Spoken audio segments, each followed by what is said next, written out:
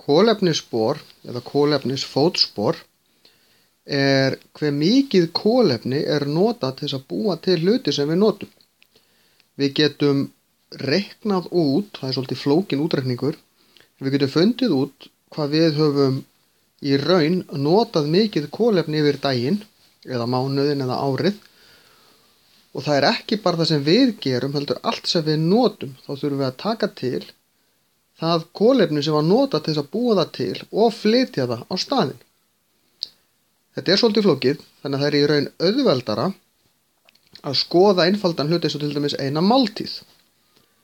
Hvað fór mikið kolefni að búa þessa máltíð til?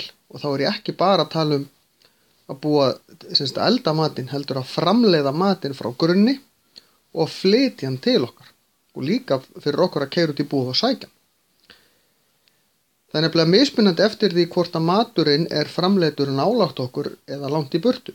Ef við erum að borða eitthvað sem við ræktuðum sjálf í garðinum okkar, þá getur verið að kolefnisfótsporið sé jafnvel neikvætt. Það er að segja að við skilum meira til umhverfisins heldur en öfugt. En ef við erum að borða nautasteik frá Argentínu, þá þurfti heilmikið kolefni til þess að búa til nautakjötið í Argentínu. Það þarf vélar til þess að búa til akrað sem að fæða nautin og svo framvegis. Svo er heilmikið kolefni sem var nýtt í að flytja kjötið til Íslands og svo ennþá meira kolefni að koma því til okkar. Á Íslandi búum við til rafmagn með leiðum sem eru ekki kolefnisaukandi, auka ekki á magn koltvísýrings í andrúmsloftinu, þannig að eldun til dæmis hérna er ekki að auka kolefnissporið okkar.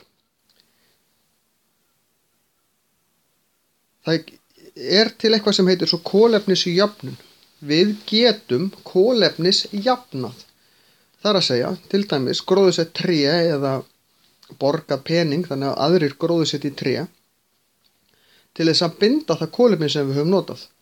Þannig getum við kolefnisjafnað eins og til dæmis máltíðina sem ég talaði um áðan, eða ferðalag eða eitthvað annað. Og þetta eru margir farnir að gera og mörg fyrirtæki eru farin að reyna að minnsta kosti að gera eitthvað á móti þeirri mengun sem þau valda. Ástæðan fyrir því að þetta á við kolefni er að kolefni er ríkjandi efni í öllum jarðefnaeldsneyti og þegar jarðefnaeldsneyti er brennt þá myndast koltvísýringur sem fer út í andrúmsloftið og veldur gróðurhúsaáhrifum sem er að minnsta kosti að hafa einhver áhrif og sumir segja að valda hlýnun jarðar og þeim vandamáli sem því fylgja, en aðrir segja að það sé að hluta til einhvers konar náttúruleg sveifla.